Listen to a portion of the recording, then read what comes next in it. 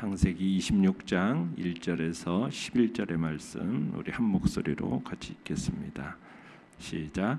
아브라함 때에 첫 흉년이 들었더니 그 땅에 또 흉년이 들매 이삭이 그랄로 가서 블레셋 왕 아비멜렉에게 이르렀더니 여호와께서 이삭에게 나타나 이르시되 애굽으로 내려가지 말고 내가 네게 지시하는 땅에 거주하라. 이 땅에 거류하면 내가 너와 함께 있어 네게 복을 주고 내가 이 모든 땅을 너와 네 자손에게 주리라. 내가 내 아버지 아브라함에게 맹세한 것을 이루어 내 자손을 하늘의 별과 같이 번성하게 하며 이 모든 땅을 내 자손에게 주리니 내 자손으로 말미암아 천하 만민이 복을 받으리라. 이는 아브라함이 내 말을 순종하고 내 명령과 내 계명과 내 율례와 내 법도를 지켰음이라 하시니라. 이삭이 그랄에 거주하였더니 그곳 사람들이 그의 아내에 대하여 물음에 그가 말하기를 그는 내 누이라 하였으니 리브가는 보기에 아름다움으로 그곳 백성이 리브가로 말미암아 자기를 죽일까 하여 그는 내 아내라 하기를 두려워함이었더라. 이삭이 거기 오래 거주하였더니 이삭이 그 아내 리브가를 껴안은 것을 블레셋 왕 아비멜렉이 창으로 내다본지라. 이에 아비멜렉이 이삭을 불러 이르되 그가 분명히 네 아내건을 어찌 내 누이라 하였느냐. 이삭이 그에게 대답하되 내 생각에 그로 말미암아 내가 죽게 될까 두려워하였음이로라. 아비멜렉이 이르되 내가 어찌 우리에게 이렇게 행하였느냐. 백성 중 하나가 내 아내와 동침할 뻔하였도다. 내가 죄를 우리에게 입혔으리라. 아비멜렉이 이에 모든 백성에게 명하여 이르되 이 사람이나 그의 아내를 범하는 자는 죽이리라 하였더라. 아멘. 오늘 말씀의 제목은 힘들어도 하나님의 약속의 땅에 머물라라는 제목으로 말씀을 나눕니다. 이삭이 가족들과 함께 거하던 땅에 이제 기근이 들었습니다. 이때 임한 기근은 아브라함 때 가나안 지역에 임했던 그 기근에 버금가는 규모의 그 기근이었던 것으로 보이는데요. 그때 아브라함은 어떻게 했습니까? 애굽으로 내려갔었죠.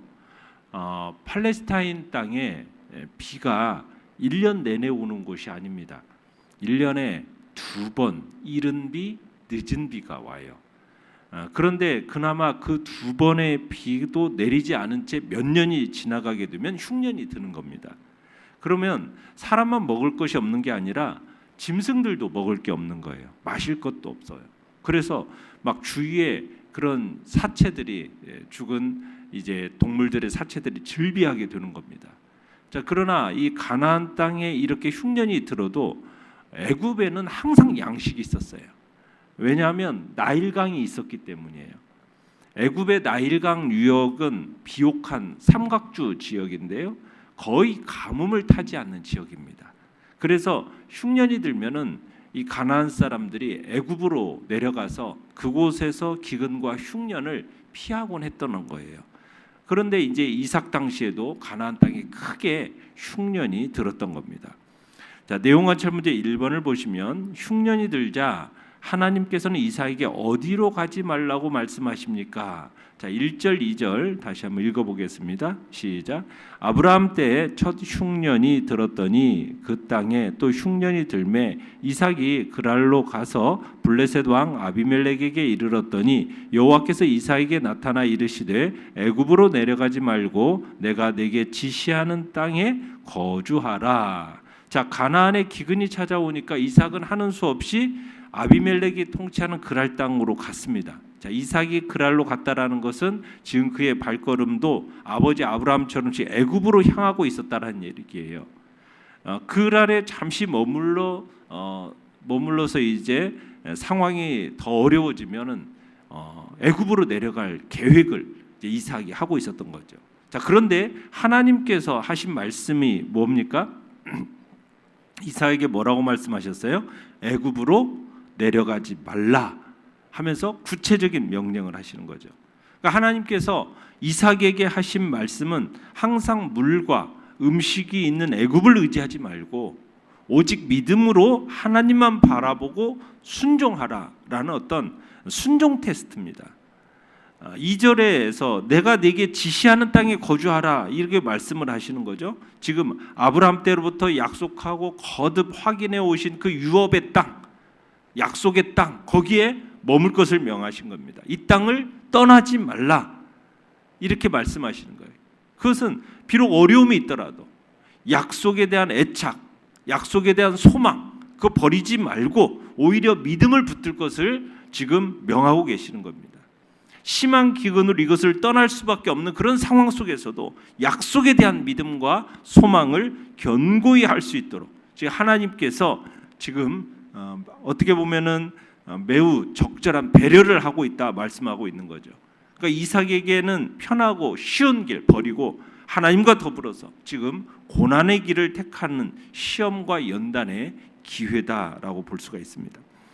내용관찰문제 2번을 보시면 하나님께서는 지시하신 땅에 이삭이 거주하면 무엇을 주겠다고 약속하십니까? 자, 3절 4절입니다.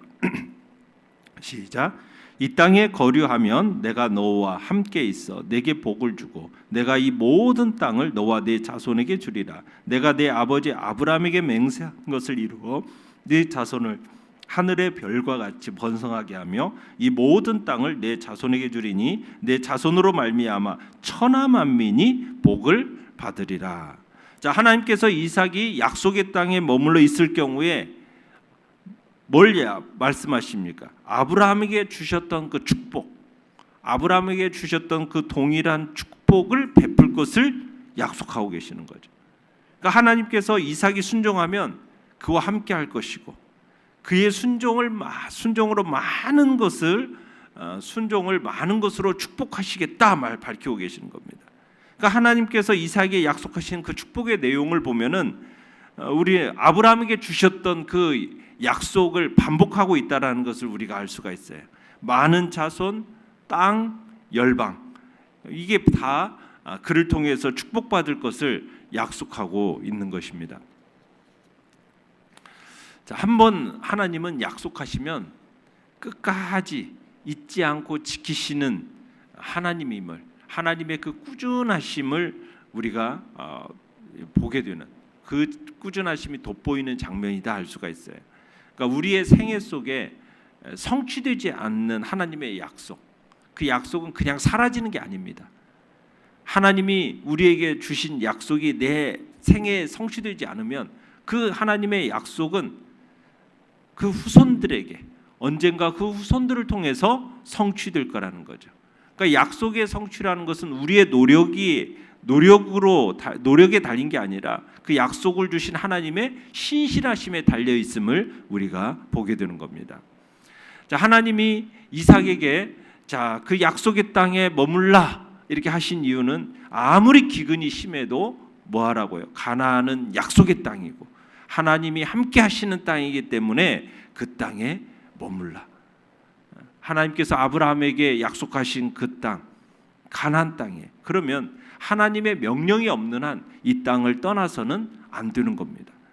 죽든 살든 하나님만 바라보면서 그 약속의 땅을 붙들어야 되는 거죠. 어떤 상황에서도 하나님의 명령이 없는 한 그 약속의 땅에 머무는 것이 바로 하나님의 권위와 하나님의 주권에 대한 믿음을 고백하는 행위인 겁니다.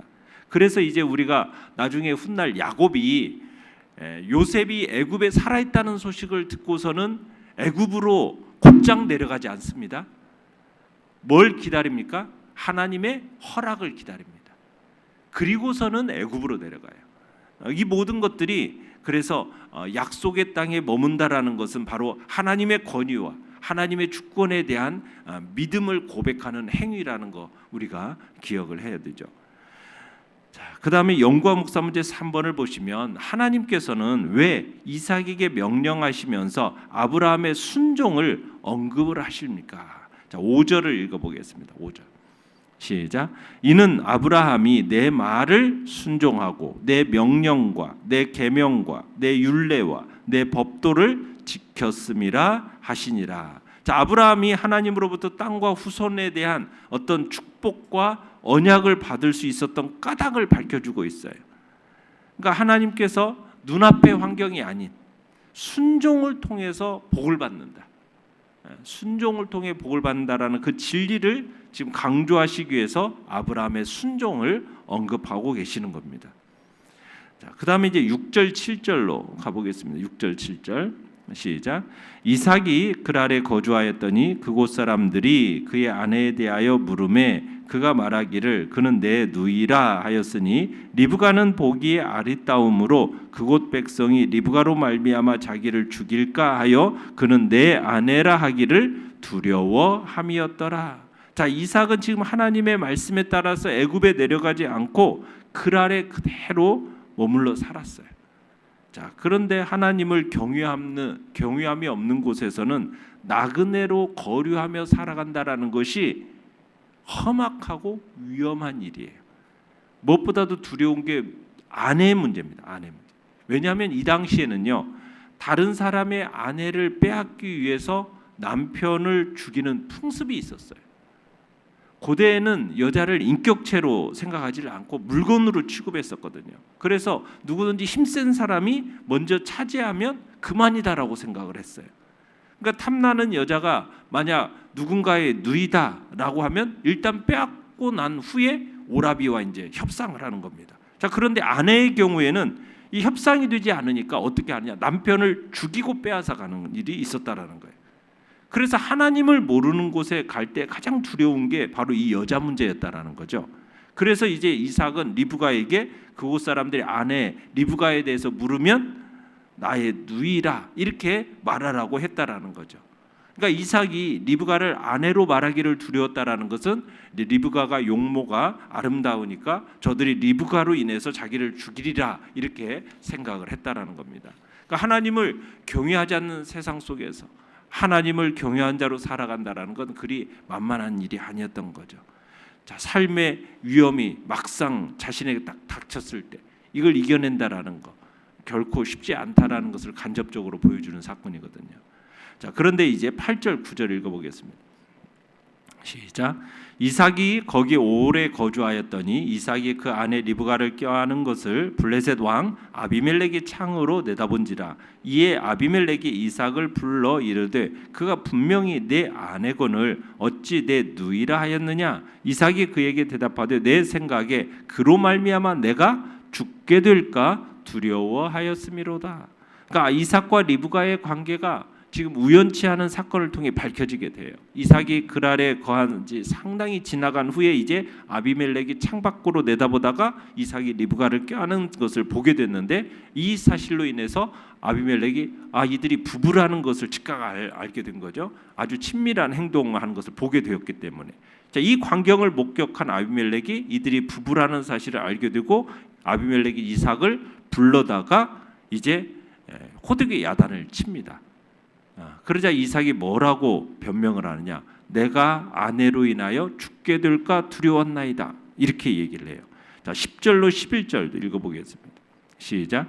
아비멜렉이 이르되 내가 어찌 우리에게 이렇게 행하였느냐? 백성 중 하나가 내 아내와 동침할 뻔하였도다. 내가 죄를 우리에게 입혔으리라. 아비멜렉이 이에 모든 백성에게 명하여 이르되 이 사람이나 그의 아내를 범하는 자는 죽이리라 하였더라. 자, 그러자 아비멜렉이 이제 내가 어찌 우리에게 이렇게 행하였냐면서 이제 책망을 하고 그리고 나서 아비멜렉이 서둘러서 백성들에게 이 사람이나 그의 아내를 범하는 자는 죽이리라 엄히 경고를 하면서 이제 이삭과 리브가를 아비멜렉이 이제 강력하게 보호하는 조처를 취하게 된 겁니다.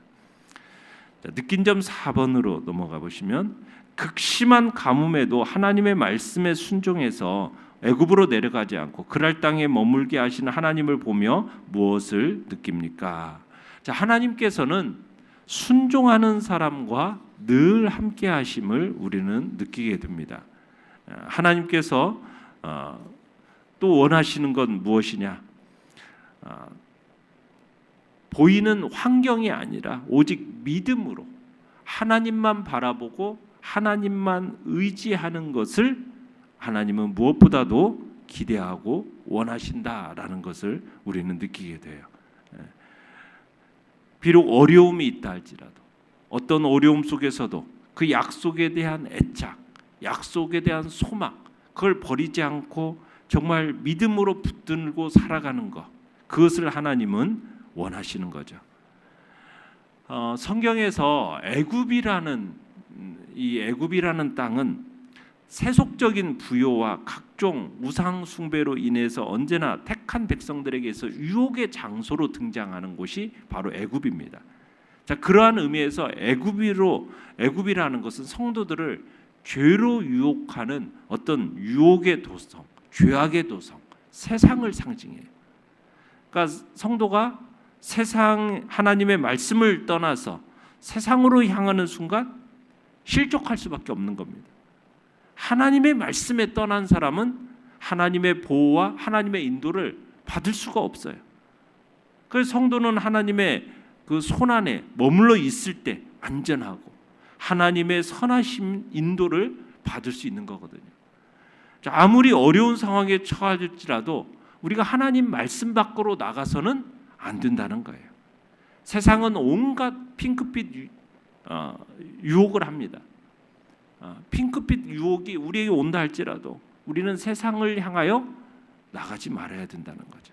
세상은 사막의 신기루와 같다라는 거죠. 사람이 그것을 쫓아가면 쫓아갈수록 더욱더 절망적인 상황으로 몰고 갈 뿐이라는 겁니다.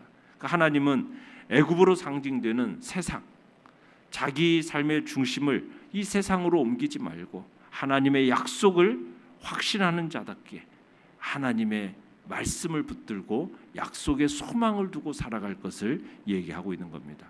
그런 자에게 하나님께서 영육간의 축복을 베풀어 주심을 우리에게 말씀하고 계시는 거죠. 그러니까 세상이 주는 어떤 만족과 쾌락을 추구하기보다도 하나님이 약속하신 그 영원한 만족과 기쁨을 추구하면서 하나님의 말씀 안에 머물고 그 안에 거하면서 말씀 따라 하나님의 인도를 따라 살아가는 복된 자리에 우리 모두가 있기를 간절히 바랍니다. 결단과 적용 5번입니다. 내가 극심한 어려움 속에서도 하나님의 말씀에 순종했던 적은 언제입니까? 어떤 상황에서도 하나님의 말씀에 순종하는 삶을 살기 위해 구체적으로 무엇을 실천하겠습니까? 언제든지 하나님의 그 약속의 말씀을 붙들고 그 말씀 밖으로 나가지 않겠다. 어떤 어려운 상황에 처한다 할지라도 하나님의 말씀 밖으로 나가는 일은 내가 하지 않겠다라는 결단이 있어야 할 것입니다. 참으로 하나님의 말씀 안에 머물면서 정말 말씀 따라 사는 삶, 그것이 내 인생의 최고의 가치요, 그것이 하나님이 주시는 유일한 축복의 길임을 알고 오늘도 하나님의 말씀 그 안에 거하는 자로 살아가겠다라는 결단 오늘도 하며 나아가길 바랍니다. 오늘의 기도 같이 읽겠습니다. 시작. 환경이 아닌 하나님의 말씀을 신뢰하며 순종함으로써 주님과 동행하는 하루가 되게 하소서. 아멘.